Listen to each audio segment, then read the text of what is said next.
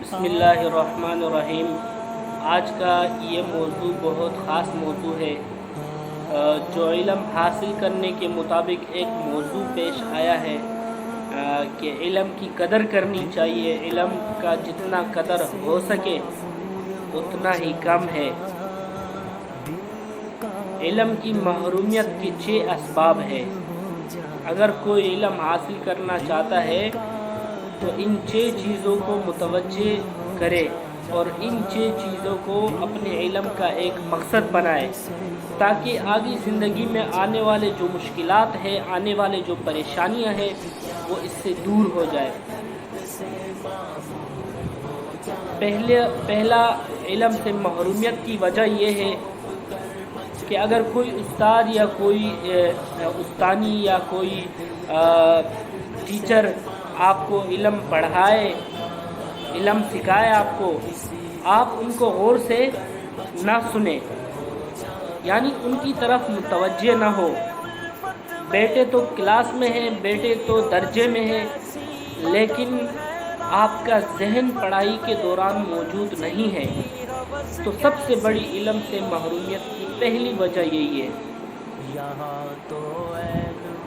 دوسری وجہ یہ ہے کہ ہمتاً گوش نہ کرنا، گوش اور غور نہ کرنا۔ گوش مطلب کان نہ لگانا، کہ ہمتاً ہو کے ان کو غور سے نہ سننا کہ استاد یا استانی آپ کو پڑھائے، آپ کا ان کی طرف توجہ ہے یا نہیں ہے، آپ ان کی طرف بالکل کسی اور باتوں کی طرف ہے یا اپنے علم کے حاصل ہونے کی طرف آپ کی رغبت زیادہ ہے۔ تو اگر پڑھائی کے دوران آپ نے ان کی طرف توجہ نہیں کی تو یہ بھی علم سے محرومیت کی دوسری بڑی سبب ہے۔ بزرگوں، تیسری سبب یہ ہے کہ علم آپ نے حاصل کیا، گوش و گزار بھی کیا، آپ نے اچھی طریقے سے سن بھی لیا، لیکن آپ نے اس کو یاد نہیں کیا۔ علم کو حاصل کرنے کے بعد یاد کرنا اس کو لازمی ہے، اس کو اپنی زندگی میں لانا لازمی ہے۔ اور تیسری وجہ یہ ہے کہ اگر اس کو آپ یاد نہ کریں، ان کو آپ سیکھ بھی لیں، بیٹھ بھی لیں، وقت ضائع بھی کریں، لیکن اس کو آپ یاد نہ کریں تو یہ بھی اس کی محرومیت کی ایک وجہ ہو سکتی ہے۔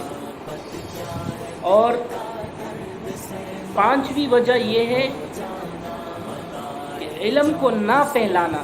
علم آپ نے حاصل کیا لیکن آپ اس کو پھیلا نہیں رہے، آپ ان کو علم کی جو آپ نے علم حاصل کیا ہے، اتنی محنت کی ہے آپ نے علم کے بارے میں، وہ آپ نے اپنے اندر چھپا کے رکھا ہے، تو یہ بھی علم کی ایک محرومیت کی بڑی وجہ ہو سکتی ہے۔ اللہ پاک ہم سب کو جیسا علم حاصل کرنے کی توفیق عطا فرمائے، اس کو یاد کرنے کی، عمل کرنے کی توفیق عطا فرمائے اور آگے پھیلانے کی توفیق عطا فرمائے۔ اور پانچویں وجہ یہ ہے کہ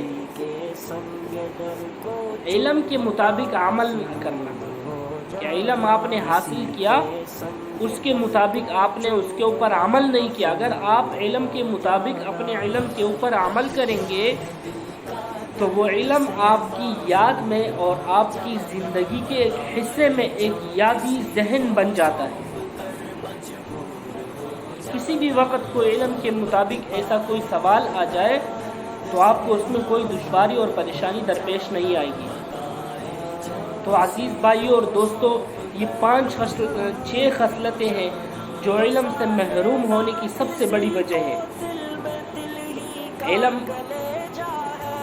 علم کو حاصل کرنے کے لیے علم کے آداب، علم کی طریقے ہم نے اپنانے ہیں، اس کے بعد ہمارے اندر علم آئے گا اور علم کے اوپر ہم عمل کریں گے۔ اللہ تبارک و تعالی ہم سب کو اپنے علم پر عمل کرنے کی اور دوسروں تک پہنچانے کی توفیق عطا فرمائے۔